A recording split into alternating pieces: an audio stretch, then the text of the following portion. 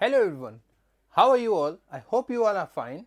My name is Trishant Gaur and आज LPT आप लोगों के लिए लेके आया है CUET के अंदर दो डिफरेंट पैसेजेस। अभी तक हमने प्रीवियस वीडियोस की बात करें तो प्रीवियस वीडियोस में हमने दो वीडियो डाली हैं, जिसमें एक में टिप्स और ट्रिक्स की बात करी थी और एक में उसका एनालिसिस चेक करा था। ठीक है, आज के वीडियो में हम लोग पर्टिकुलरली बात करेंगे दो नए पैसेजेस से रिलेटेड। आज हम फिर से उन्हीं टिप्स और ट्रिक्स के बेस पे कोशिश करेंगे कि पैसेजेस को जल्दी से जल्दी सॉल्व करें। And the tips and tricks we learned from the very first video are very first thing, skim the passage, and before skimming the passage read each and every question first, because questions में से कहीं ना कहीं idea निकल जाता है कि passage का मेन आइडिया क्या चल रहा है। what could be the tone of the passage, what could be the theme of the passage, what could be the primary argument of the passage। उन चीज़ों को आराम से अंडरस्टैंड करने के लिए, एक्सट्रैक्ट करने के लिए पैसेज से, इन्फर करने के लिए पैसेज से हम बात करेंगे सीधा क्वेश्चंस की पहले। सो let's talk about the question. What is the first question is talking about? The first question is asking you what is one potential benefit of genetic engineering mentioned in the passage? That means the passage is going to talk about the genetic engineering। अब genetic engineering तो हमारी multiple types में होती है, हमारे पास vegetables में होती है, एंड जहाँ पे भी आपके जीन्स वगैरह इन्वॉल्व होने शुरू हो जाए वहाँ पे आपके जेनेटिक इंजीनियरिंग हो जाती है। हम लोग बात करते हैं यहाँ पे डीएनए से रिलेटेड, तो जहाँ पे भी जीन्स वगैरह इन्वॉल्व होंगे वहाँ पे इसकी बात होगी। तो जेनेटिक इंजीनियरिंग मिल गया हमें एक point. The second question is talking about which ethical concern is highlighted in the passage regarding the genetic engineering. That means related to the genetic engineering we are going to discuss about some ethics issues also. ठीक है, that means ये कहीं पे unethical भी हो रहा होगा, कहीं पे एथिकल भी हो रहा होगा। Okay, second, what does the passage suggest about the long term effects of genetic modification? Long term effects से मतलब क्या हुआ? अगर आप जेनेटिकली मॉडिफिकेशन कर रहे हो किसी भी पर्टिकुलर थिंग के अंदर, वो इंसान के अंदर हो, डीएनए के अंदर हो, किसी पर्टिकुलर वेजिटेबल के अंदर हो, किसी भी चीज़ के अंदर, अगर वो लॉन्ग टर्म पर्सपेक्टिव से देखे तो उसका क्या इम्प्लीकेशन पड़ेगा, क्या इम्पैक्ट पड़ेगा, हमें उसके बारे में सजेस्ट करना है, उसके बारे में बात करनी है। तो अभी तक हमें जेनेटिक मॉडिफिकेशन पता चला, जेनेटिक इंजीनियरिंग के बारे में पता चला, उसका लॉन्ग टर्म इम्पैक्ट के बारे में पता चला। How does the passage propose society should approach genetic engineering? That means they are talking about the adaptability and acceptance। That means हमें नहीं पता कि जो सोसाइटी है वो जेनेटिकल मॉडिफिकेशन या जेनेटिक इंजीनियरिंग को एक्सेप्ट कर रही है नहीं कर रही, बट सोसाइटी से रिलेटेड पैसेज में कोई ना कोई पॉइंट जरूर होगा। Okay, last question, what is the central theme of the passage? The theme is related to the genetic engineering and theme direct option से नहीं justify कर पाएंगे, उसके लिए हमें पूरा पैसेज पढ़ना होगा। तो let's talk about the passage. अब पैसेज को पूरा नहीं पढ़ना, पैसेज को तो सीधा स्किम करना है। स्किम का मतलब ऊपर ऊपर से पढ़ना है, जो पॉइंट हमें लगेगा कि इंपॉर्टेंट है हम उसको मार्क कर देंगे। Let's start with the passage. In recent years genetic engineering has emerged as a groundbreaking field of biotechnology। That means they are talking about biotechnology, that means they are talking about humans, not any other thing, promising to revolutionize medicine, agriculture and various biological sciences। So not just biotechnology, हमारे पास हर चीज़ के अंदर biotech engineering की बात कर रही है, genetic engineering की बात हुई है। Techniques such as CRISPR and Cas9 allows scientists to modify organisms like DNA with unprecedented efficiency and precision। Apart from that, while these advances hold remarkable potential ranging from curing genetic disorders to enhancing crop resilience। खत्म। Ethical concern, now passage में अभी हमने questions पढ़े थे, वहां पे ethical concern के बारे में बात हुई थी। Ethical concerns loom large, the prospects of designer babies for example raises profound questions about equity and essence of human diversity. अगर डीएनए के अंदर मॉडिफिकेशन करते रहेंगे तो इन्होंने जो एग्जांपल लिया है डिजाइनर बेबीज का, जो एग्जांपल इन्होंने मेंशन किया पैसेज में, इससे एक बहुत बड़ा क्वेश्चन आपके सामने आएगा about equity and the essence of human diversity. क्या आपका जो ये जेनेटिक बेबी है वो ह्यूमन डाइवर्सिटी के फेवर में, दैट में ह्यूमन डाइवर्सिटी के साथ अलाइन करेगा? क्या पता ना कर पाए। That is the concern. Critics argue that genetic modifications could lead to a stratified society. Now they are talking about society also, क्योंकि society का एक क्वेश्चन था हमारे पास, where those who can afford enhancements gain advantages over those who cannot. Simple. Furthermore, the long term effects. Now question एक हमारे पास ये भी था, लॉन्ग टर्म इफेक्ट क्या होगा, लॉन्ग टर्म इम्प्लीकेशन क्या होगा इसका, जेनेटिक मॉडिफिकेशन का या जेनेटिक इंजीनियरिंग का. The long-term effects of altering genetic material remain unknown. Posing risk. अब लॉन्ग टर्म इफेक्ट से एक नेगेटिव इंपैक्ट आया, दैट मीन इससे एक रिस्क जनरेट हुआ. रिस्क क्या है? Risk not just to individuals but also to entire ecosystem. As society grapples with the implications of these technologies, society grapple करती है, एक्सेप्ट करती है दीज टेक्नोलॉजीज को, in the imperative of balancing innovation with ethical responsibilities, ensuring that, यहाँ पे point आया conclusion, ensure what, that scientific progress does not outpace the moral consideration.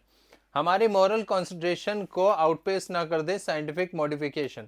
ठीक है, तो particularly पूरे पैसेज में जेनेटिक इंजीनियरिंग के बारे में बात हो रही है, इसके प्रोस बता दिए, इसके कॉन्स बता दिए. ठीक है, अल्टीमेटली पैसेज का कंक्लूजन हमारे सामने आया. Let's talk about the very first question.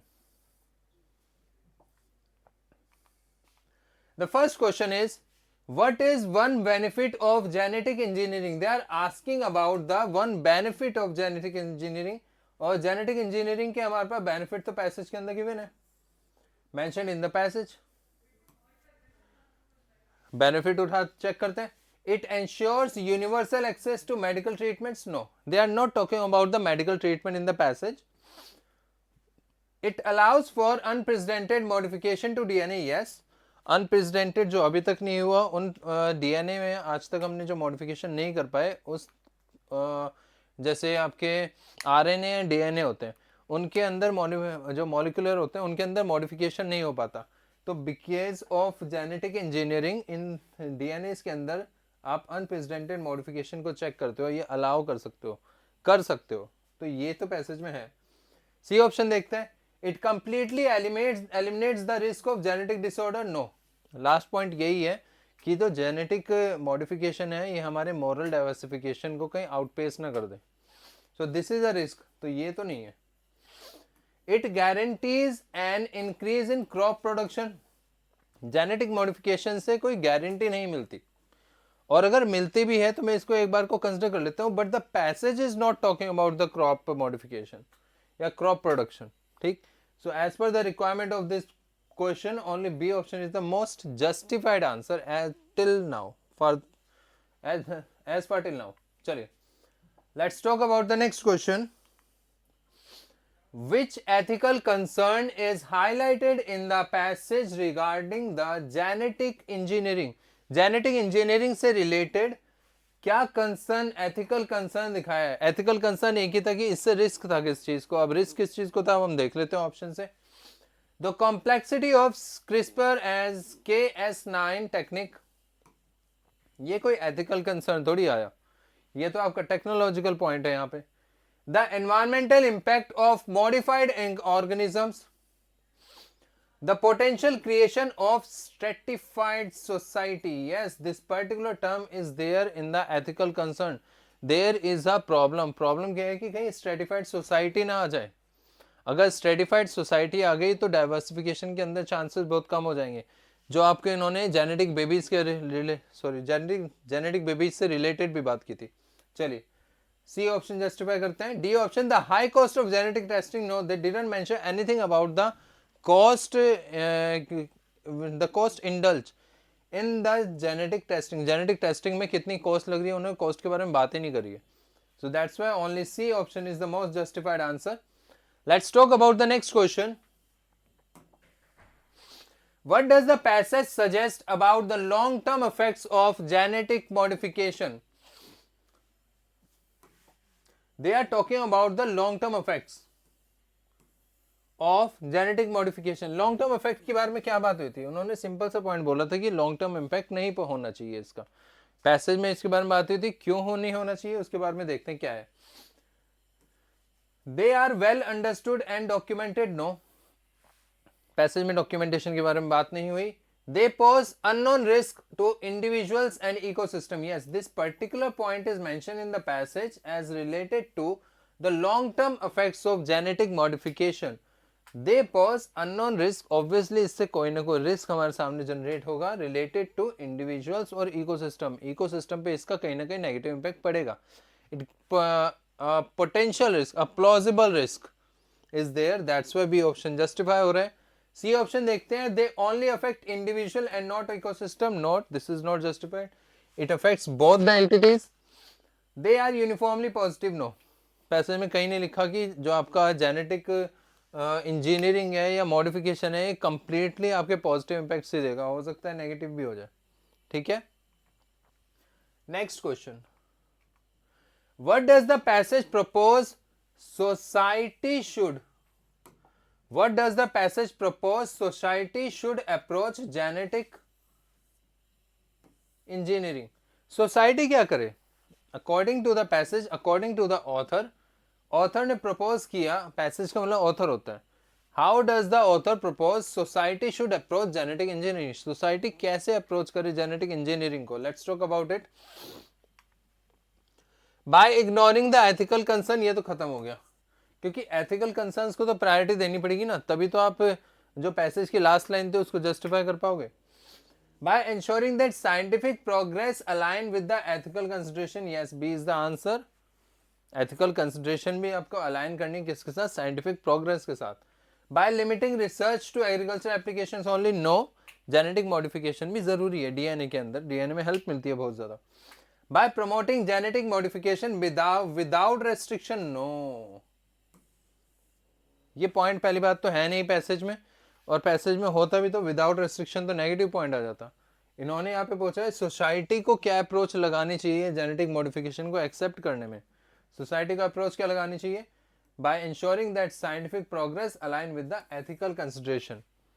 As it is mention in the passage, हमें उसके अकॉर्डिंग आंसर देना है. ठीक है. सो what is the central theme of the passage? Now we have to talk about the central theme of the passage. The theme of the passage must be related to the ethical concern and the scientific genetic modification. इन दोनों terms को मुझे कहीं ना कहीं relate करना है, क्योंकि इसके पॉजिटिव और नेगेटिव दोनों एस्पेक्ट्स के ऊपर बात हुई है. The technological advancements of genetic engineering. No, we cannot talk about just the technological advancements. That's why A option तो नहीं है. The need for ethical considerations in scientific progress. Yes, ethical consideration की जरूरत है scientific progressions में. Next one is the historical development of genetic engineering techniques. No, they are not talking about the history of the genetic engineering techniques. The relationship between science and society. No, they are not talking about science and society. They are talking about the genetic engineering and the ethical concerns related to the genetic engineering. Okay. So that's why the theme of the passage must be ethical consideration need in scientific progress. Simple. I hope कि ये passage आपको समझ में आया होगा. It was the easiest passage हमने अभी तक डिस्कस करे. मैं आप लोगों के पैसेजेस की क्लास स्टार्ट कर रहा हूँ रीडिंग कॉम्प्रिहेंशन की, और मैंने आपके सामने एक ईजी पैसेज रखा है. हम easy to moderate and moderate to difficult की तरफ अप्रोच करेंगे. मैं डायरेक्ट आपको मैं डिफिकल्ट पैसेजेस नहीं पढ़ाऊंगा. Let's talk about the next passage. If we are talking about the next passage that is related to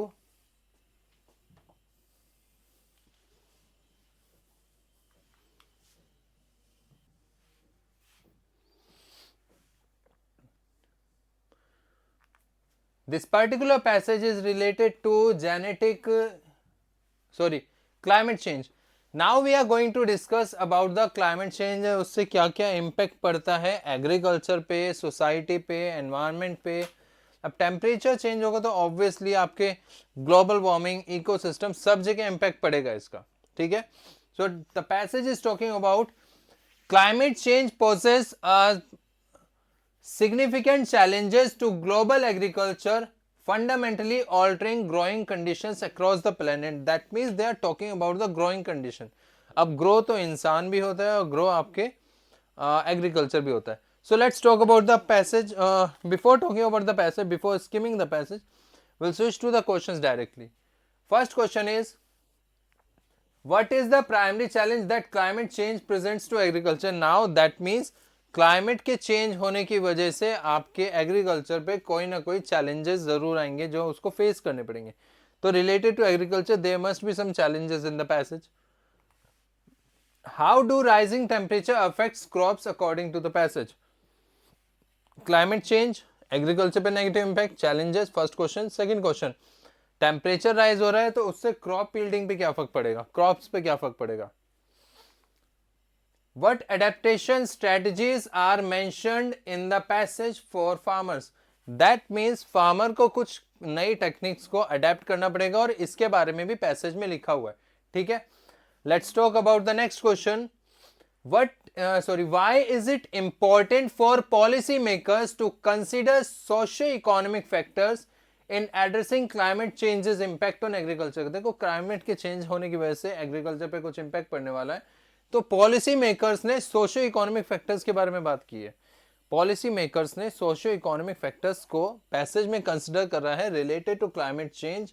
climate change से agriculture पे जो इम्पैक्ट पड़ रहा है उसको एड्रेस करते हुए. ठीक है, simple. Next one. What is the overall implication of the passage regarding the future of global food system?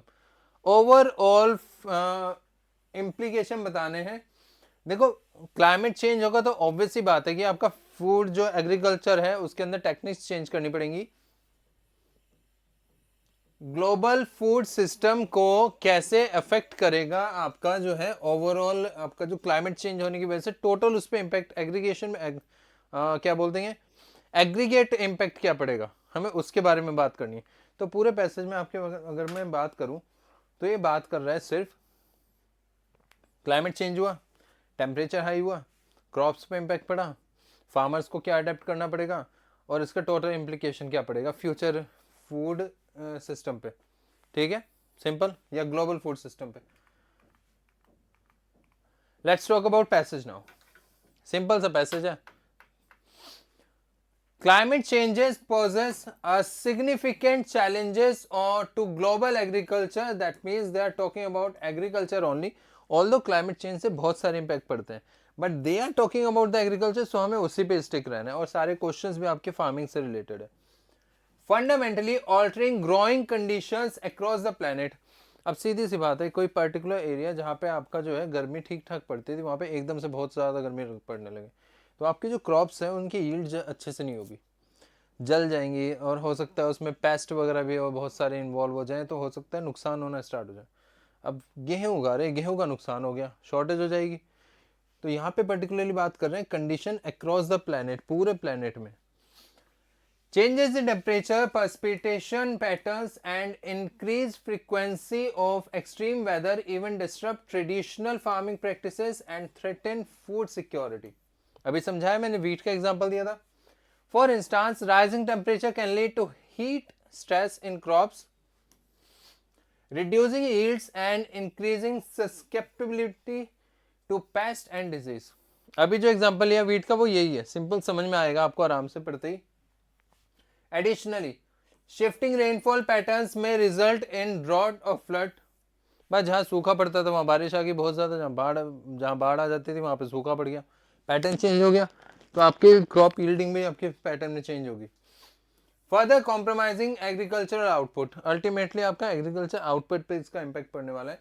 Regions previously known for their agriculture viability may find themselves struggling to adapt.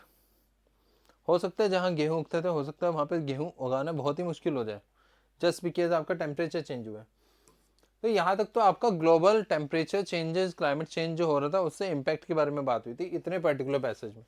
ठीक, now let's talk about as a result farmers and agriculture scientist are compelled to explore innovative strategies such as climate resilient crop varieties and sustainable farming practices. अभी मैंने आपको question लिखवाया था, एक पीछे दिखाया था कि फार्मर्स को क्या करना चाहिए जो क्रॉप्स का नुकसान हो रहा है क्लाइमेट चेंज होने की वजह से, तो फार्मर्स को क्या अडेप्टेशन करना चाहिए. यहाँ पे पॉइंट लिखा हुआ है साफ साफ, क्लाइमेट रेजिलिएंट क्रॉप वेराइटीज बनाए और सस्टेनेबल फार्मिंग प्रैक्टिसेस को अडॉप्ट करें.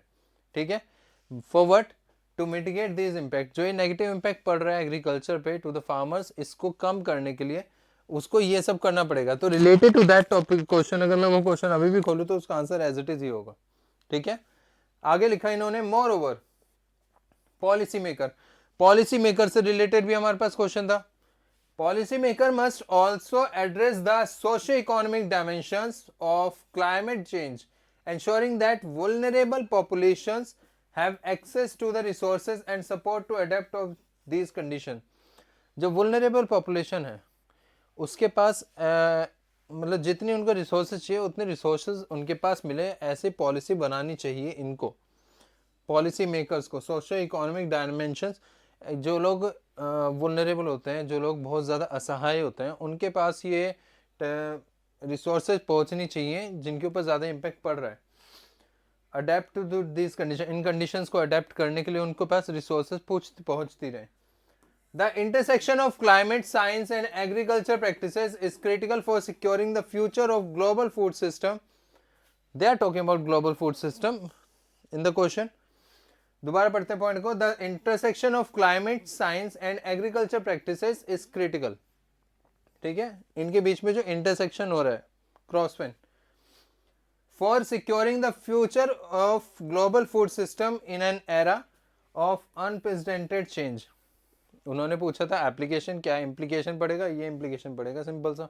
सो पैसेज समझ में आया होगा। The complete passage is talking about the climate change, temperature high हुआ, लोग ढंग से फार्मिंग नहीं कर पा रहे, पॉलिसी मेकर्स को ऐसी पॉलिसी बनानी चाहिए जिससे कि जो लोग वुलनरेबल है, जो लोग असहाय हैं, जिनको हेल्प नहीं मिलती आसानी से, वो उनके पास रिसोर्सेज प्रॉपर पहुंचती रहें। एंड लोगों को, जो फार्मर्स होते हैं, उनको अडेप्ट करना चाहिए, अपने फार्मिंग टेक्निक्स को मॉडिफाई करना चाहिए as per the climate temperature changes. Okay, so let's talk about the very first question. what is one primary challenge that climate change presents to agriculture? भाई क्लाइमेट चेंज हुआ, agriculture के लिए challenge पूछा, simple सा question है। The answer could be decrease consumer demand for produce. No, अरे demand तो बढ़ जाएगी, सप्लाई कम हो जाएगी। Altered growing condition due to a temperature changes, yes. Ultimately farmer के लिए प्रॉब्लम क्या है? फार्मर के लिए प्रॉब्लम यही तो है कि टेम्परेचर चेंज हो गया, जो ग्रोइंग कंडीशन थी वो चेंज हो जाएंगी। जहां 2 टन होता था वहां आधा टन भी नहीं हो पा रहा, ग्रोइंग कंडीशन ऑल्टर हो गई जैसे ही टेम्परेचर चेंज हुआ। Increase availability of arable land, technological advancement simplify farming. और टेक्नोलॉजिकल एडवांसमेंट हो या ना हो, जब पानी नहीं है तो फायदा क्या है इसका? And they are not talking about the technological advancement in the passage also, so we can not consider this option. Let's talk about question number 2। How do the rising temperatures affects crops according to the passage? जो rising temperature है उससे crop पे क्या impact पड़ेगा passage के according? निकालो कैसे impact पड़ेगा। How they increase the yield of all crop types? No, decrease करेगा। They can lead to a heat stress and reduced yields, yes. Obviously बेटा, क्लाइमेट चेंज होगा, टेम्परेचर चेंज होगा, तो जो क्रॉप्स हैं वो क्रॉप यील्डिंग है वो कम होनी स्टार्ट हो जाएगी। They decrease the vulnerability of crops to pest? No, pest तो और ज्यादा उस पर लगा, कीड़े वगैरह और ज्यादा उस पर लगेंगे। They make growing conditions more predictable? No, अगर वो ज़्यादा प्रिडिक्टेबल होते तो फार्मर्स को अडेप्ट करने की ज़रूरत ही ना पड़ती, फार्मर्स को नुकसान फेस करना ही ना पड़ता। Only B option is the justified answer as per the requirement of this question. Let's talk about question number 3। What adaptation strategies are mentioned in the passage? So they adaptation strategies के बारे में बात की थी उन्होंने, scientific modification, या फिर यहाँ पे चेक करते हैं रिड्यूसिंग वाटर यूसेज। पानी को यूज करने का कम, जहाँ पे बाढ़ आ रही है, जहाँ पे पानी बहुत ज्यादा ओवरफ्लो होने लगा, उनके पास तो पानी बहुत ज्यादा है, तो सिर्फ रिड्यूस वाटर यूजेज कैसे जस्टिफाई हुआ? Switching entirely to livestock farming? No बेटा, पूरी तरह से आप इस पे शिफ्ट हो जाएंगे तो आप लाइव स्टॉक फार्मिंग में, एग्जाम्पल ले लेता हूँ, मान लो पूरी तरह से वीट पे शिफ्ट हो जाओ तो चावल नहीं मिलेगा, पल्सेस नहीं मिलेगा, कंप्लीटली उस पर नहीं जा सकते, हमें हर डाइवर्सिफाइड चाहिए होता है। Developing climate resilient crop varieties, yes. Climate के साथ एडजस्ट होने वाली क्रॉप वेराइटीज को हम डेवलप करना स्टार्ट कर दें तो इस चीज को हम डील कर सकते हैं, वरना इससे डील करना बहुत मुश्किल हो जाएगा। अडेप्टेशन स्ट्रेटेजीज के बारे में बात कर रहे हैं. Yes it is true. Moving farms to different countries, no. वो कह रहे खेत को उठा के दूसरे देश में ले जाओ. Not justified. Only C option is the most clear option as per the requirement of this question. What is it the important for, sorry, why is it important for policymakers to consider socio-economic factors in addressing climate change's impact on agriculture? क्या जरूरत थी? बताया था मैंने, जो लोग वुल्नरेबल है, जिनके पास रिसोर्सेज नहीं है, कि उनके पास रिसोर्सेज प्रॉपरली पहुंच जाएं, इसलिए पॉलिसी मेकर्स को ऐसी पॉलिसीज बनाने के लिए बोला जा रहा है. उठाओ options. To eliminate farming all together, no. To eliminate farming altogether, no beta. Second, to ensure that all populations are equally impacted, सबको equally impact कर दो. How it is possible? South में चावल बहुत ज्यादा होता है, यूपी में चावल बहुत कम होता है, राजस्थान में गेहूं बहुत कम होता है, हरियाणा में जो है शुगर केन कम होता है. तो सब पे इक्वल इम्पैक्ट नहीं पड़ सकता इससे, क्योंकि अलग अलग जगह पे अलग अलग टेम्परेचर चेंज का इम्पैक्ट पड़ेगा. To provide support to vulnerable populations adapting to changes. Yes, it is right. It is stated in the passage and it is directly extracted from the passage. That's why C is the correct answer. But D option said to focus exclusively on technological advancement, as we discussed in the previous question. Only technological advancement के बारे में बात नहीं, technological advancement के बारे में बात ही नहीं हुई passage में directly. So D is not the right answer as per the required question. Only C is the correct answer. Done. Let's talk about the next question. What is the overall implication of the passage regarding the future of global food system? They are asking about the future of global food system. The very last line of the passage, let's start talking about it. Climate change will have no effect on agriculture practices. No, obviously, इसको तो direct impact पड़ेगा. Technological innovations will solve all agriculture issues. All एक extreme word है, and otherwise उन्होंने technological advancement से सारे के सारे एग्रीकल्चर प्रॉब्लम्स को सॉल्व करने के बारे में बात नहीं करी. A collaborative approach is necessary to adapt a climate change. Yes it is right. Collaborative approach की जरूरत है, जिससे कि लोग कोलैबोरेट करके आपस में क्लाइमेट जो चेंज हो रहा है उसकी वजह से नई जो अडेप्ट कर सके, नई वेराइटीज को, वेराइटी ऑफ क्रॉप्स को. Global agriculture will thrive without any modification. No बेटा, मॉडिफिकेशन के अंदर ऊपर तो बात हुई है पैसेज में. So if we are talking about this question, only C option is the most justified answer. So the right answer is C option. I hope कि आज के सेशन में हम लोगों ने जो भी दो पैसेजेस के ऊपर डिस्कशन किया है, आई नो कि ये दोनों के दोनों पैसे बहुत डायरेक्ट क्वेश्चंस आपको दे रहे थे, एंड रीडिंग कॉम्प्रिहेंशन में ऐसा कुछ नहीं होता कि आपको कुछ इनडायरेक्ट क्वेश्चन आने स्टार्ट हो जाए. वो पूरा का पूरा आपका पैसेज से एक्सट्रैक्ट होता है. The thing you have to remember always is, आप जब भी रीडिंग कॉम्प्रिहेंशन का क्वेश्चन देखोगे तो सबसे पहले आपको क्वेश्चंस को पढ़ना है, एक जनरल आइडिया आइडेंटिफाई करना है कि पैसेज में किस टोन पे बात हो रही है, किस पर्टिकुलर थीम पे बात हो रही है, किस पर्टिकुलर आर्ग्यूमेंट पे बात हो रही है. What could be the influence of the passage, what could be the primary और main argument of the passage, what could be the main idea of the passage. जब आपको ये सारी चीज़ों के बारे में पता चल जाए तो ट्रस्ट मी, आप पैसेज को सिर्फ एक बार पढ़ोगे, बार बार नहीं पढ़ना पड़ेगा, स्किम करोगे जल्दी जल्दी और डायरेक्ट क्वेश्चन का आंसर निकाल लोगे. पैसेज से डायरेक्टली एक्सट्रैक्ट हो जाएगा आपका आंसर हर बार. But the thing is, read the question first, then go for the passage, then solve the question. I hope कि इसमें आप लोगों को ज़्यादा टाइम ना लगे. As I know till now कि रीडिंग कॉम्प्रिहेंशन आपके पास 200 to 300 वर्ड्स के अंदर आता है. ठीक, तो अभी हमने स्टार्ट जो करा है आपके पास रीडिंग कॉम्प्रिहेंशन, ये स्टार्ट करा है बेटा 150 to 180 वर्ड्स के बीच में. अब हम इस चीज़ को थोड़ा थोड़ा धीरे धीरे इंक्रीज करेंगे, जिससे कि आप लोगों की स्पीड इसमें बने. क्लियर? चलिए, आज की वीडियो में सिर्फ इतना ही. फॉर मोर वीडियोस जुड़े रहिए CUET by LPT के साथ. Please follow our YouTube channel and share and subscribe it. I hope कि आज का सेशन आपको अच्छा लगा होगा. For more sessions like this, please follow our YouTube channel CUET by LPT. Bye bye, take care. Have a wonderful day.